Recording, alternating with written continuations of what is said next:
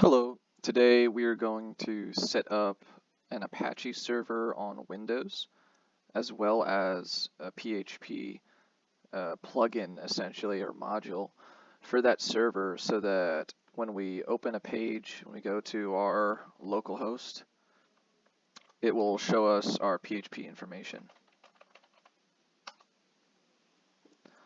So right now if we try to go to localhost, we don't have anything. This is a completely new install, a new virtual machine.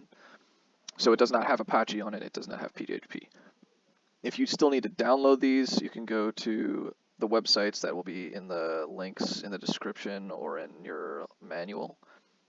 But I already downloaded them onto the PC, so we'll get started. I have them in zip files. We're going to extract the PHP and extract our Apache or HTTP daemon into the C drive, which may or may not be the best way to do it, but it's simple. Since this is a virtual machine, we can do things like this. So what we're going to do is create two folders in our C drive, so specifically just C here on this PC. We're going to name one of them Apache 24, and we're going to name the other one PHP all lowercase. I don't know if it matters for it to be lowercase or uppercase. It shouldn't on Windows. Windows typically isn't or case sensitive, but just in case. So we're now going to extract the HTTP daemon to that Apache 24 folder. Hit extract.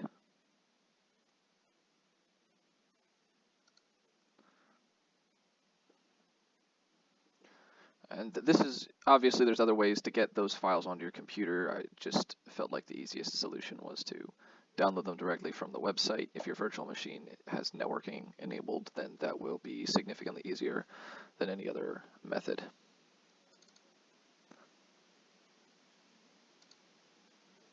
Okay. And then we're going to extract PHP into the PHP folder.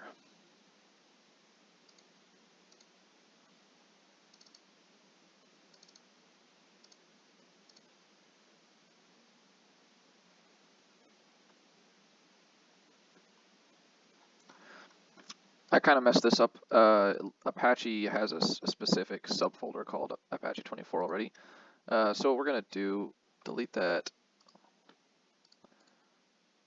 For Apache, we're going to extract it directly to the C drive, and you'll see why in a second.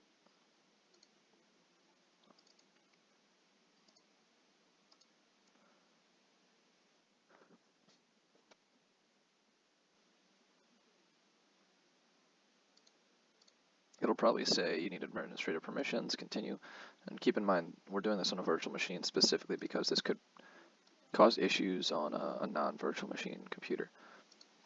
So you'll see what we have now, the PHP has all the PHP files inside of here. It's got its DLLs and other configuration files. And we have our Apache 24 folder built in right here with our binaries and everything. We're going to go into the binaries for this one. And you'll see Apache Monitor right here gives us the option to, again, monitor our Apache system once we get that. So we can hit run anyway, get that running, open Apache Monitor, and it'll show us if we have any services running. We don't currently have services running. So the way we do that is we find this HTTPD right here. This file, we have to execute that, and doing that from the command line is probably the best way to do it. We're going to run a command prompt as administrator, and we're going to navigate in the command prompt to this folder right here. So to do that, we do cd, and we're going to C Apache 24 bin. And when we're there, we can execute HTTPD. It's going to ask, it's going to block it. We're going to go access, and it should just run like this. Now that it's running, we can go to HTTP localhost, and it'll give us the basic it works page, which shows that our web server is running. So what we're doing is we're actually going to our network. Localhost is our own network card. We're hitting our network card. We're saying, hey, send me to a web page, and Apache catches that request and gives us this web page, which is the default web page. We can change that when we go a little further into the system. But that's our minimum. We can get a little fancier here. There's other ways to do that. So we can kill that process. It might take a second. If we do httpd-k install,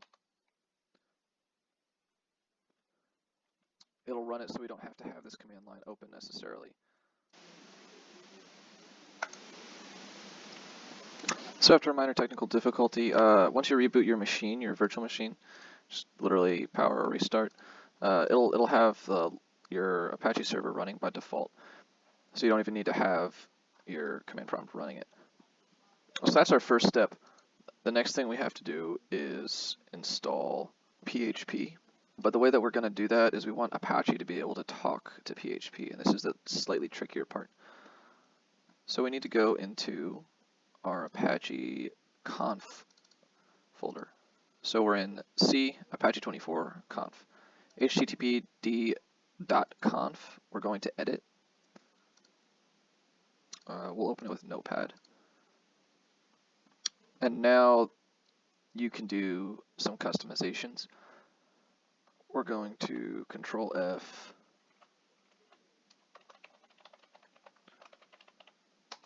and find directory index. Right now it sends it to index.html by default. We're going to change that to index.php.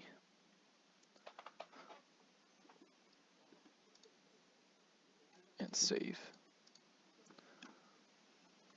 That way our default open window is going to go to a PHP file, but we need to do a few more things. So next important thing is to add it as a module. We're going to go all the way to the bottom, and we're going to add the following code.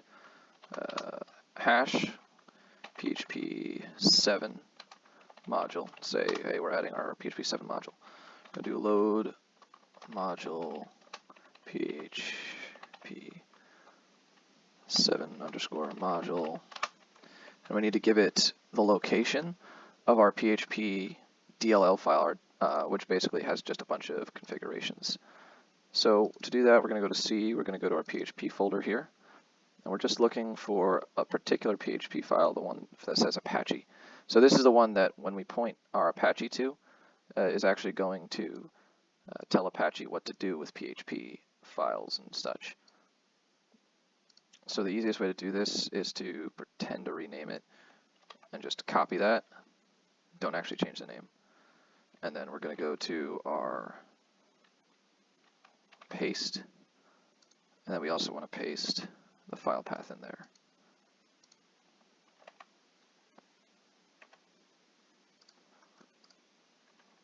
What we just did was tell Apache to load the module that's located at C PHP and is named PHP 7 Apache 2_4.dll.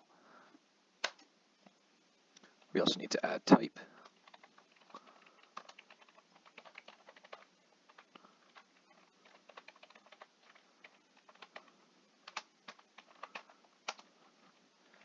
And PHPIniDir.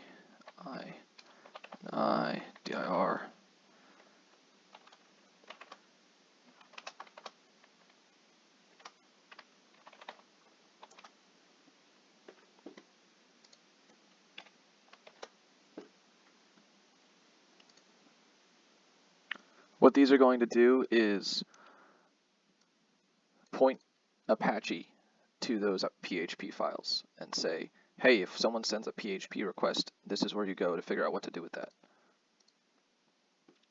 So now we save that, and that's all we need to do to our Apache. Might need to restart the Apache server. And the last thing we need to do is configure our PHP.ini file. So we're going to go into PHPIni-development. This is the one that we're going to edit, so we're going to rename that php.ini.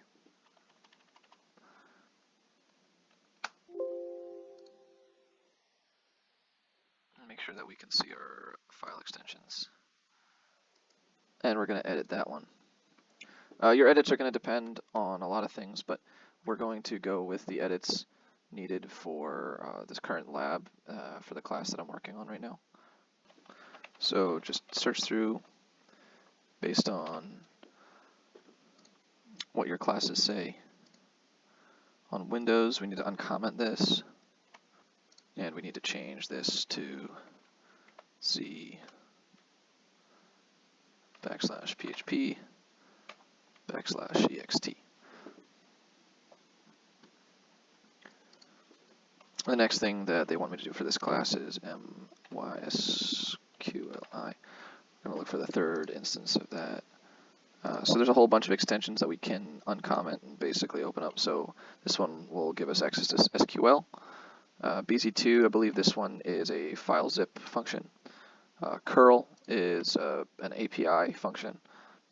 GD2, I don't know what that is, and I don't know what MB string is either, but I was told to uncomment it for the class. So we'll knock those out, probably easily Googleable. Then we need to set our time zone.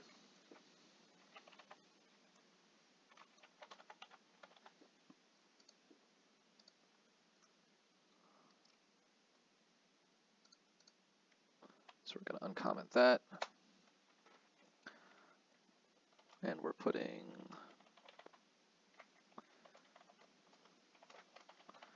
this will set our PHP server to run on our American New York time.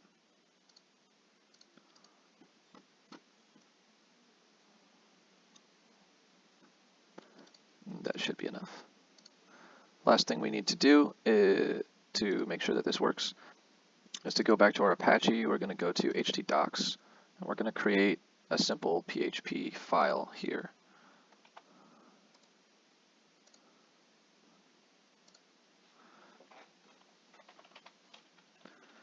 And we're going to name it test.php, make sure that the file extension is actually PHP. We're going to open it with Notepad and very simply put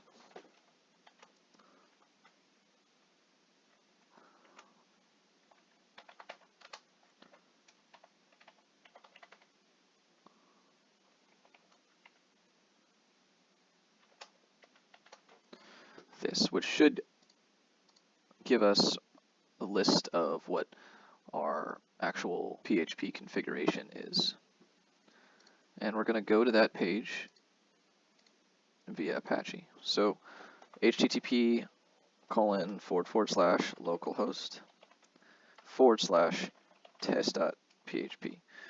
Localhost, when we tell localhost we just want the default, it's going to go to that folder, that htdocs folder. It's going to look, and since we're specifically asking for test.php, it'll give us test.php.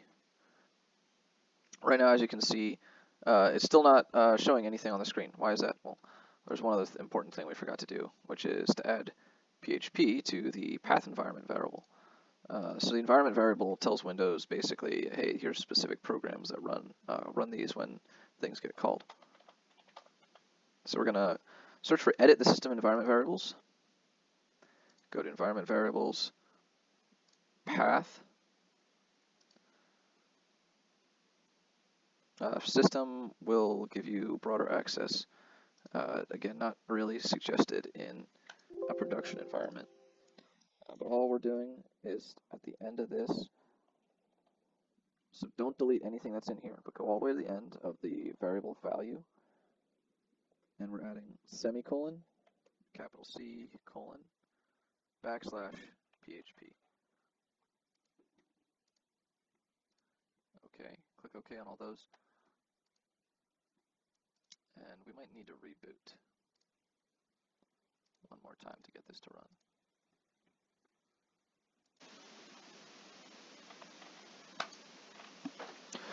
So we've rebooted our computer, and we'll find that if we go to